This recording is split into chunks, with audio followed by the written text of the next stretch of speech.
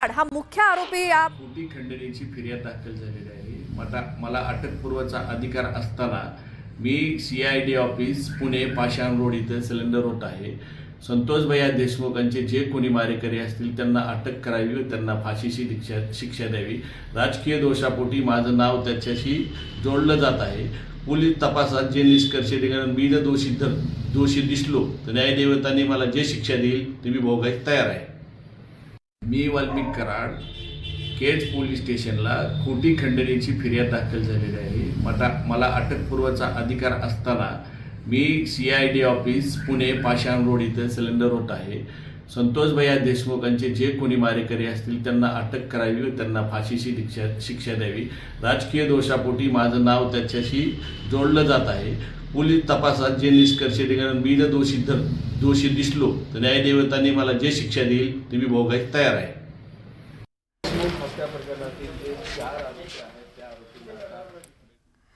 तर वाल्मिक कराडचा हा video News18 लोकमतच्या हाती आणि त्यांनी स्वतः सांगितलंय की मी पाषाण रोड पुणे इथे जे काही CIDचं ऑफिस आहे तिथे शरण येत असल्याचं वाल्मिक कराडनं जाहीर केलंय आणि जर मी दोषी असेन तर मी शिक्षा भोगण्यास तयार आहे असं वाल्मिक कराड यांनी जाहीर केलंय।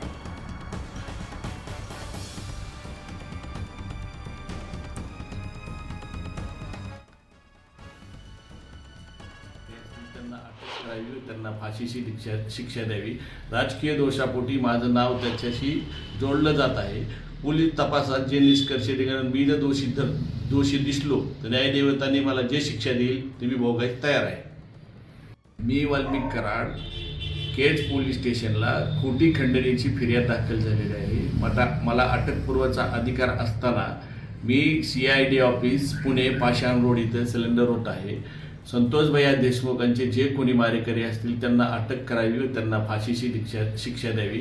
राजकीय दोषापोटी माझं नाव त्याच्याशी जोडलं जात आहे। पोलीस तपासात जे निष्कर्ष निघाले मी जर दोषी दिसलो तर न्यायदेवतांनी मला जे शिक्षा देईल ती मी भोगायला तयार आहे। मी वाल्मिक कराड केज पोलीस स्टेशनला खोटी खंडणीची फिर्याद दाखल झालेली आहे। मला अटकपूर्वचा अधिकार असताना मी CID ऑफिस पुणे पाषाण रोड इथे सिलेंडर होत आहे। संतोष भैया देशमुखांचे जे कोणी मारेकरी असतील त्यांना अटक करावी व त्यांना फाशीची शिक्षा द्यावी।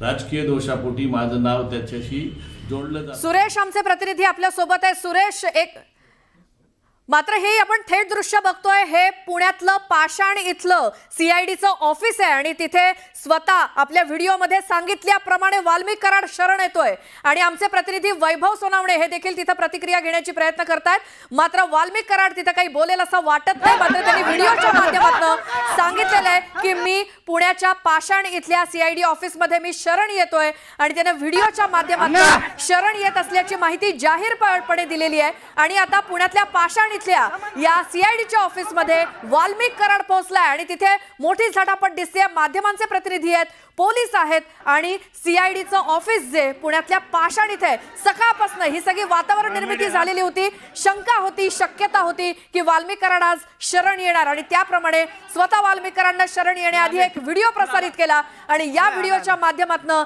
आपण पुण्यामध्ये असून पुण्यातल्या CIDच्या पाषाण इथल्या ऑफिसमध्ये मी शरण येत असल्याचं जाहीर त्यांनी केलं एका व्हिडिओच्या माध्यमातून। आणि वाल्मिक कराड काही क्षणात लगेचच पुण्यातल्या पाषाण इथल्या ऑफिसमध्ये दाखल देखील झालाय आणि मात्र सगळ्या माध्यमांच्या प्रतिनिधींचा इथे गराडा आहे आणि पोलिसांचा सुद्धा तिथे बंदोबस्त आहे। मात्र आज सकाळपासूनच पोलिसांचा बंदोबस्त या CIDच्या ऑफिस बाहेर पाषाणमध्ये होता कारण वाल्मिक कराड शरण येण्याची दाट शक्यता होती आणि तसंच झालंय। शरण यायच्या आधी काही मिनिटं अगोदर वाल्मिक कराडनं आपण शरण येत असल्याचं आणि तेही पुण्यातल्या पाषाण रोड इथल्या CIDच्या ऑफिसमध्ये शरण येत असल्याचं जाहीर केलं होतं आणि आता वाल्मिक कराड शरण आलेला दिसतोय। आपल्याला दृश्यामध्ये स्पष्टपणे दिसतंय वाल्मिक कराड CIDच्या पुण्यातल्या पाषाण रोड इथल्या ऑफिसमध्ये शरण आलाय। मात्र या व्हिडिओमध्ये जसं त्यांनी सांगितलं की जर मी या सगळ्यामध्ये संतोष देशमुख हत्या प्रकरणामध्ये जर मी दोषी आढळलो तर मला देखील शिक्षा किंवा मी शिक्षा भोगायला तयार आहे। मात्र संतोष देशमुख हत्या प्रकरणातल्या आरोपींना फाशीची शिक्षा व्हावी अशी मागणी सुद्धा वाल्मिक कराडनं या व्हिडिओच्या माध्यमातून केली आहे। ही एक्सक्लुझिव्ह दृश्य आपण बघतोय। वाल्मिक कराड इतक्या दिवसापासून CID ज्या वाल्मिक कराडच्या शोधात होती त्या वाल्मिक कराडनं स्वतः आत्मसमर्पण केलंय, सरेंडर मी होत असल्याचं जाहीर केलं। आणि आता काही मिनिटापूर्वीचा व्हिडिओ आपण वाल्मिक कराडचा बघितला की मी पुण्यामध्ये सीआयडीच्या ऑफिसमध्ये शरण येतोय असं सांगतानाच काही मिनिटांमध्ये वाल्मिक कराड गाडीतनं सीआयडीच्या ऑफिस समोर दाखल झाला। आणि अर्थातच माध्यमांचे प्रतिनिधी आज सकाळपासून वाट बघत होतेच, कारण जशी शक्यता होती, अगदी दाट शक्यता होती की वाल्मिक कराड आजच सरेंडर होणार आणि तशा हालचाली सुद्धा सीआयडीच्या ऑफिस बाहेर होत्या, कारण वरिष्ठ दर्जाचे सगळे ऑफिसर्स हे आज सीआयडीच्या ऑफिसमध्ये दाखल झालेले होते। आणि ज्या वेळेला वाल्मिक कराड गाडीतनं उतरला त्यावेळी माध्यमांचे प्रतिनिधी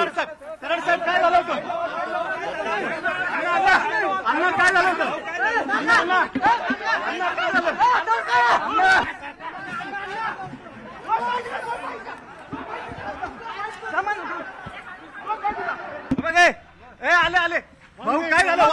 वाल्मिक भाऊ काय झालं? भाऊ काय झालं होतं? भाऊ तुम्ही काय झालं? काय होतं? कराड साहेब काय झालं होतं? अण्णा काय झालं होतं? अण्णा काय झालं?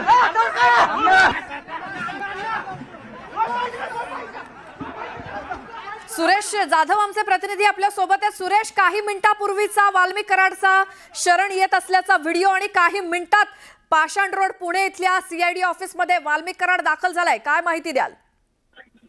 न्यूज 18 लोकमतनं या संदर्भामध्ये सकाळपासूनच आपण बातमी दाखवत होतो आणि वाल्मिक कराड आज शरण येणार या संदर्भात देखील आपण बातम्या तशा पद्धतीने सूत्राच्या बातम्या होत्या आणि न्यूज 18 लोकमतची ती बातमी खरी ठरली। त्यापूर्वी वाल्मिक कराड यांचा जो व्हिडिओ आहे त्या व्हिडिओमध्ये ते देखील त्यांनी स्पष्ट केलेलं आहे की केज पोलीस स्टेशनमध्ये माझ्यावरती खोटा खंडणीचा गुन्हा दाखल झाला आहे। मात्र यामध्ये अनेक प्रश्न निर्माण होत आहेत की गेल्या 22 दिवसापासून हत्या झाल्यानंतरचा 22 दिवस आणि खंडणीचा गुन्हा दाखल झाल्यानंतर जवळपास 18 ते 19 दिवसानंतर वाल्मिक कराडचा पहिलाच तो व्हिडिओ आहे तो न्यूज 18 लोकमतनं दाखवला। विशेष म्हणजे यामध्ये जर आपण बघितलं तर वाल्मिक कराड हे पुण्यामध्ये होते हे देखील बातमी दाखवली होती आणि यावरती देखील पुष्टी मिळाली आहे।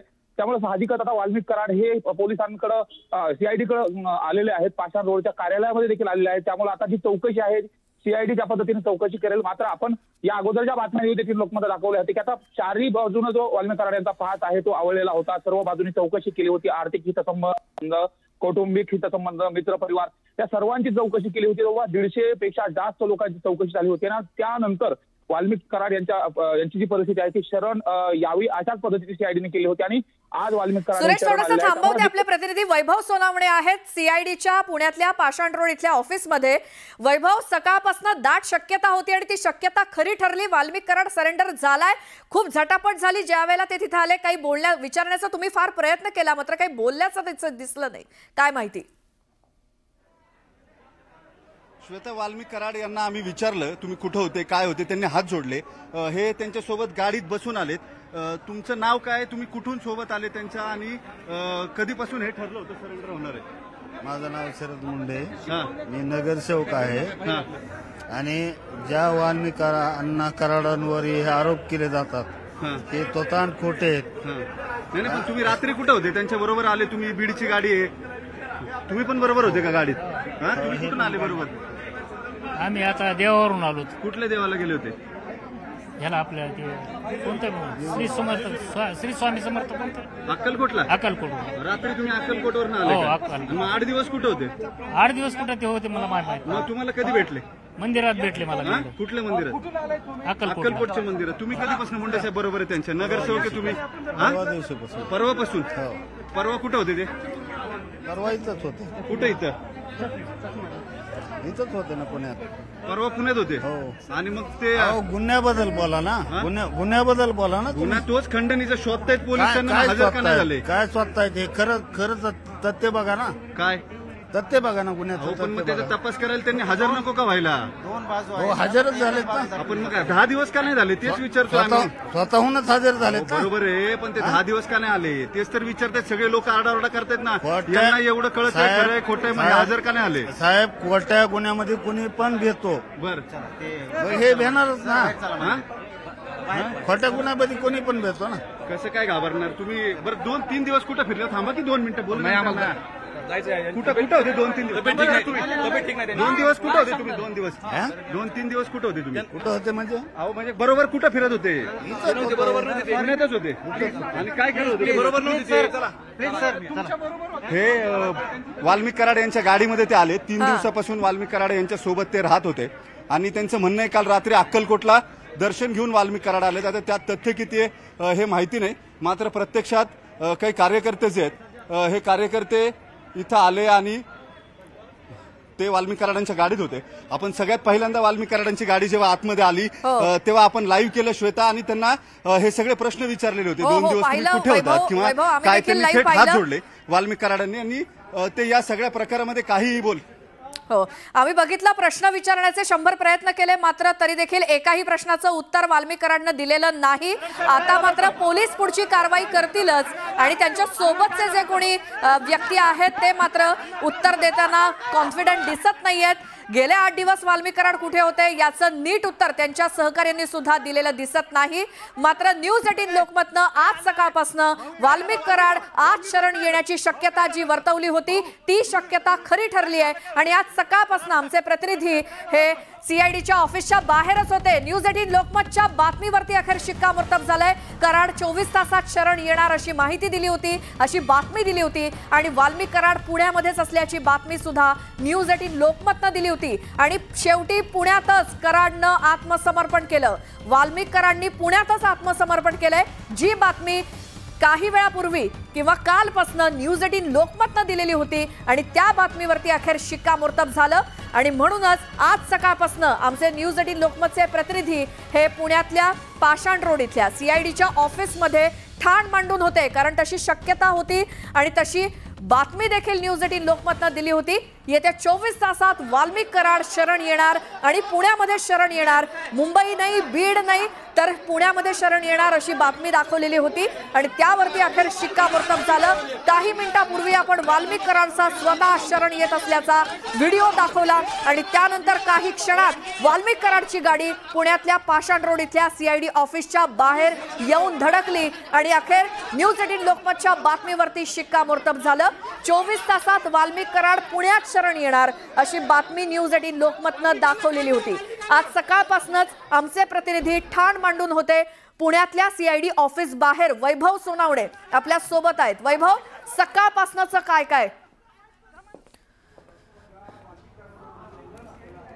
श्वेता, सगळ्या प्रक्रियेमध्ये वाल्मिक कराड हे खरं शरण येणार की येणार नाही अशा चर्चा सुरू होत्या. सकाळी आम्ही आलो तेव्हा काही समर्थक कार्यकर्ते जे आहेत वाल्मिक कराड यांचे ते इथं आलेले होते. साधारण 10 गाड्या ज्या आहेत त्या बीड परळीहून इथं 7:30 वाजेच्या सुमारास आलेल्या होत्या.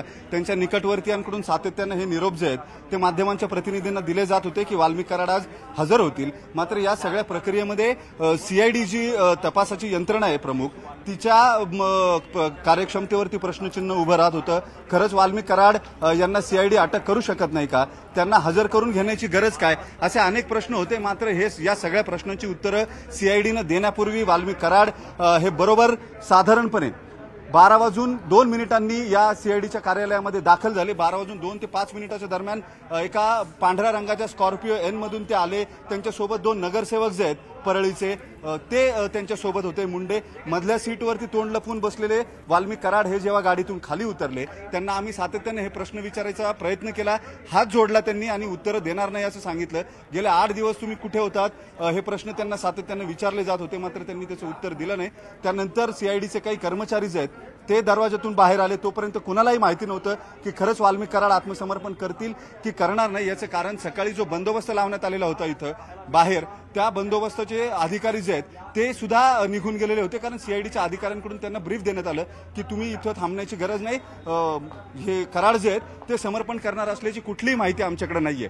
आता या सगळ्या पार्श्वभूमीवरती अधिकारी जे आहेत ते इथून निघून गेले. आरसीपी, राईट कंट्रोल सगळ्या काढून घेण्यात आल्या आणि त्यानंतर वातावरण निवळलंय असं बघून कराड हे ज्या गाडीमध्ये बसलेले होते ती गाडी अत्यंत वेगानं सीआयडीच्या गेटमधनं आतमध्ये आली. पाषाणचं जे मुख्य ऑफिस आहे, मुख्यालय जे आहे सीआयडीचं, आणि तिथून येऊन इथं वाल्मिक कराड उतरले. मी स्वतः त्यांना 2 ते 3 वेळा तुम्ही 8 दिवस कुठे होतात हा प्रश्न विचारायचा प्रयत्न केला, मात्र कराडनी हात जोडले आणि त्यानंतर ते सीआयडीच्या कर्मचाऱ्यांबरोबर आत गेलेत. आता ते थेट सीआयडीचे ऍडिशनल डीजी जे आहेत प्रशांत बुरुडे त्यांच्या कार्यालयामध्ये गेलेले आहेत. आता तिथं वैभव थोडंसं थांबवते. आमदार प्रकाश आपल्या सोबत आहेत प्रकाशजी. वाल्मिक कराडनं स्वतः व्हिडिओ जारी करून आत्मसमर्पण केलंय, काय प्रतिक्रिया तुमची? नाही, आत्मसमर्पण केलंय ते चांगली गोष्ट आहे. त्याच्यामुळे आता तपासाला थोडी गती येईल. परंतु अजूनही खुनाच्या प्रकरणातले 3 आरोपी फरार आहे. आरोपी आहे सुदर्शन घुले, तो पण फरार आहे. म्हणजे हे तिन्ही गुन्हे जर तसं आता एकत्रित सीआयडी तपास करते, हे निश्चितच त्याचं काही ना काहीतरी इंटरलिंकिंग आहे या तिन्ही गुन्ह्याचं. बरं, वाल्मिक कराड म्हणतात की माझा जर काही यामध्ये मी दोषी असेल तर मी शिक्षा भोगायला तयार आहे. तर मग इतके दिवस वाल्मिक कराड कुठे होते? जर ते निर्दोष होते तर मग आधीच का नाही सीआयडीच्या समोर आले? हा देखील एक प्रश्न आहे. हा एक मोठा प्रश्न आहे आणि त्याचं उत्तर फक्त तेच देऊ शकतात, वाल्मिक कराड. पण आता ते सरेंडर झाले. माझी सीआयडीला विनंती राहणार आहे की आता जे खुनातले 3 फरार आरोपी आहेत त्यांना लवकरात लवकर जेरबंद करून किंवा ज्या पद्धतीनं कराड सरेंडर झाले त्याच पद्धतीनं ते सरेंडर झाले तर हा तपास जलद गतीनं पूर्ण होईल. बरोबर आहे. आता वाल्मिक